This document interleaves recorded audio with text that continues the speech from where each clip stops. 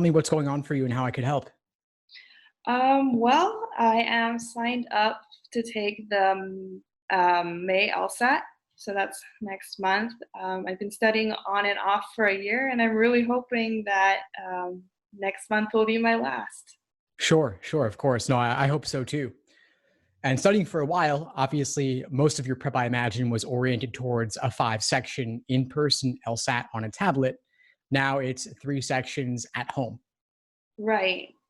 So I have like a question about that probably towards the end. But yeah, so the questions that I have are like, so just like some specific towards the sections.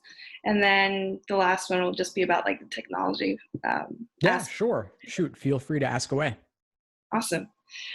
So the first question I had is in regards to logical reasoning. So the question type that I'm getting consistently wrong is the flaw question type. And so I went through your videos and specifically the one on flaw, on the flaw question type. And then you kind of talk about how there's like 3 ways that the questions are worded in terms of like identifying the flaw first. I can just pull it up. So like one way is like, which one of the following most accurately expresses a flaw in the reasoning, or the reasoning in the argument is flawed because the argument XYZ. And then, or the argument is vulnerable to criticism on the grounds that it. So what you were saying in the video was like, they're all it's all asking for the same kind of answer. What is the flaw? But I feel like the wording of the question still trips me up. Specifically, the second one where it's asking the reasoning of the argument is flawed because the argument, and then the answer choices go into kind of like how the argument is flawed, not specifically identifying the flaw, but what the argument is doing to be the flaw. So I'm wondering if you had anything to kind of add about that. Sure. Or, Yeah, I mean, when you're describing the flaw the argument is guilty of, that is the same thing as identifying the flaw. I don't really see much of a difference there. I understand if you really get into the weeds of textual analysis, you could see slight differences in tone or perspective, but they really are just driving at flaw. What is a flaw? And those, for all intents and purposes of taking this exam, those types of question stems are all equivalent. mm-hmm.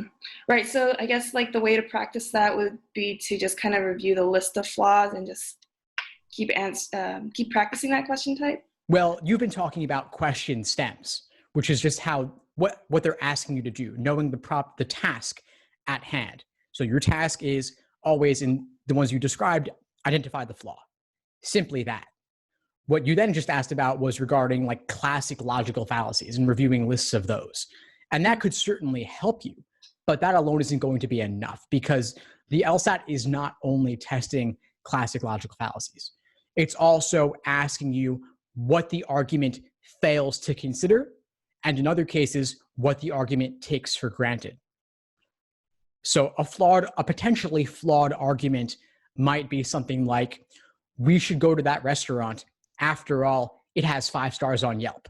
That's not a classic logical fallacy because the ancient Greeks did not create a list with restaurant reviews through an app in mind, right? That's just the flaw of assuming that 5 stars on Yelp is sufficient reason to go to a restaurant above all other reasons and all other considerations aside. Like, do we like that cuisine?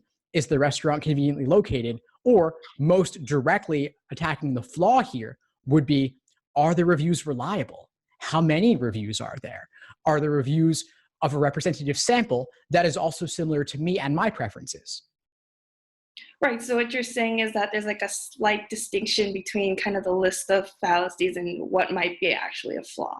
The list of fallacies is simply one way for you to familiarize yourself with a good number of the flaws that the LSAT tests. So that's a partial solution to becoming familiar with LSAT logical reasoning flaws.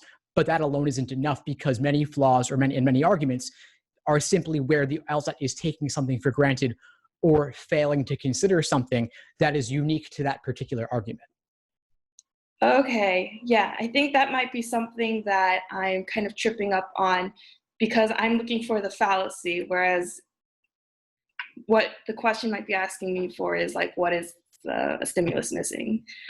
Yeah, and then they also have their unique applications as well. Like you could know what a correlation causation flaw is in the abstract, but that might not be enough for you to recognize it when it comes up applied to a particular situation. Like we lowered the speed limit and car accidents reduced. Did the speed limit lowering cause that, or was there some third factor?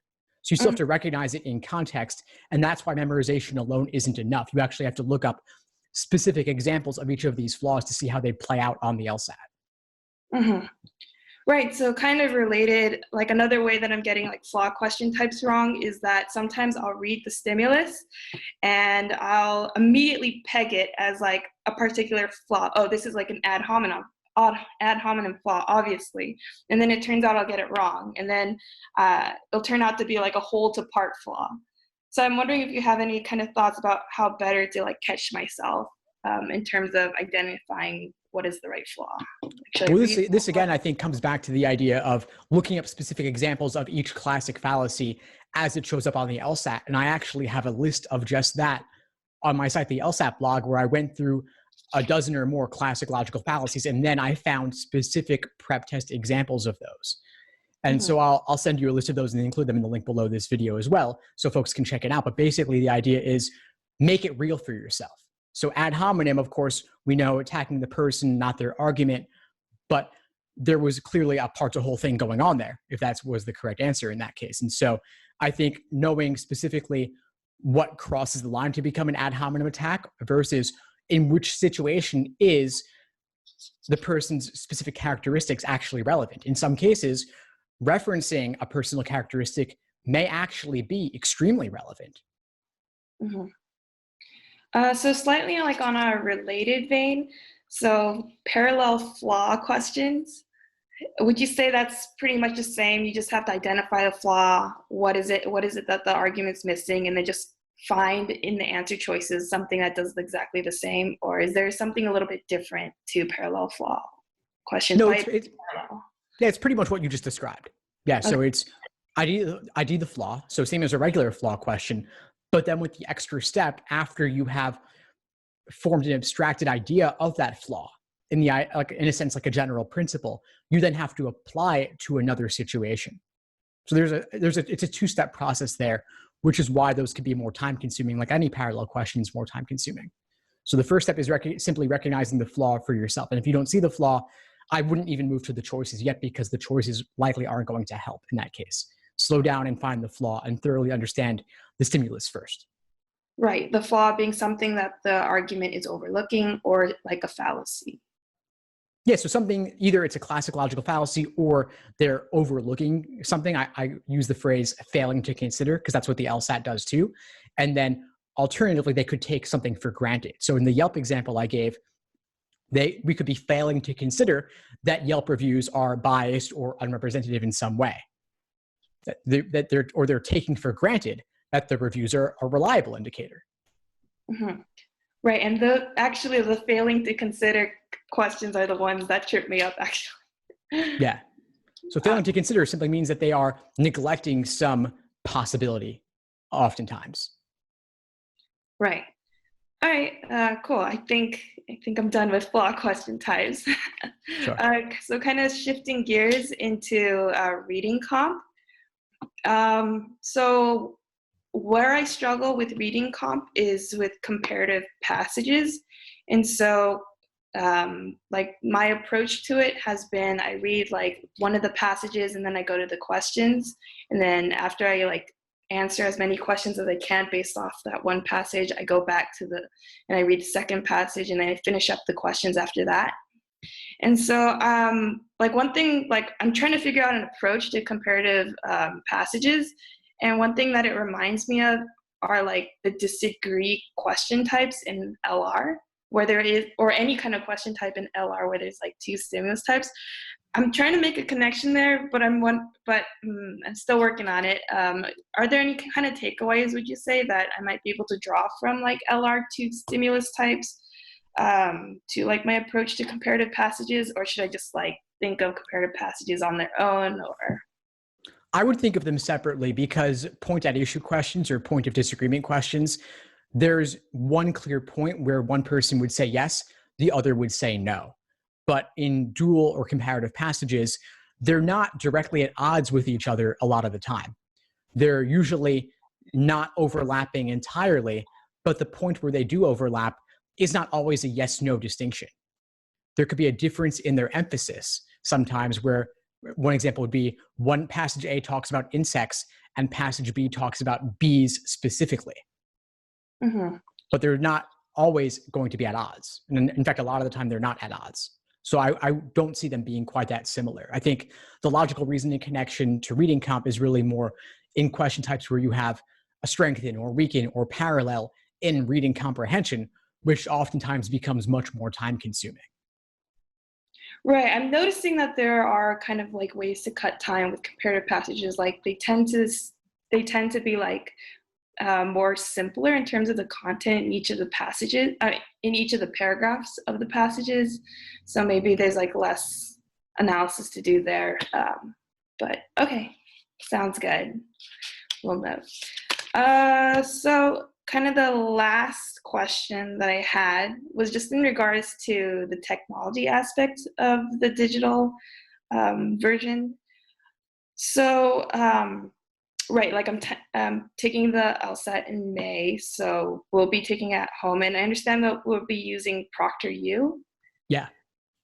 And so I've never used the program before, but I am concerned that like my computer might act up, like notifications from like the Wall Street Journal, just like random like pop-ups that I've subscribed to. So I'm wondering if that's something that I should kind of account for prior. Like, should I make sure that all of my notifications are just like off, my text messages are off? Or will ProctorU somehow kind of account for that? Like, does it like shut down the rest of my system, or what would that look like? Yeah, so they'll shut down everything else on your computer. And either they'll prompt you to do it or they'll do it automatically. I'm not sure of all the details quite yet. I have a lot of open questions with them I'm waiting to hear back on. But speaking of notifications and text, I would also, of course, make sure that your phone is silent or off or in the other room, and there's no way that your phone is going to interrupt you also, because that's a separate device. Their software can't account for that, of course. And if things are interrupting you, at the very least, that would be a distraction. Mm-hmm. So I actually tried like a practice LSAT on like the Law Hub, like so the way that you can like practice online. It's supposed to like imitate what will be the actual. And so would you say that would be like a pretty accurate look at what it'll look like on ProctorU?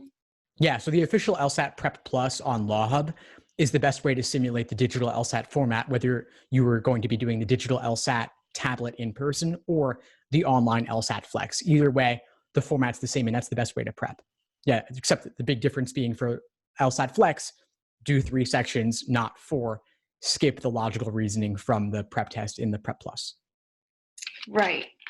Awesome. That answers all the burning questions that I had. Awesome, Jasmine. Glad to help. Before we sign off, what would you say is the biggest insight you got from our call today? I would say that definitely I had a lot of questions about flaw questions, because those are the question types that is consistently I am getting incorrect. So I think being better able to analyze the stimulus for what assumptions are being made or what's being overlooked or failing to consider, and making that distinction to focus on that alongside fallacies. So that would be like my biggest takeaway. Fantastic. Well, keep in touch and let me know if you need anything as you move forward. Awesome. Thanks for this. Thanks for tuning into the show. Please subscribe if you haven't done so already to be notified of new episodes as I release them. And feel free to reach out if you need anything at all as you move forward with your prep. I'm happy to help however I can. In the meantime, I'll wish you all the best and take care.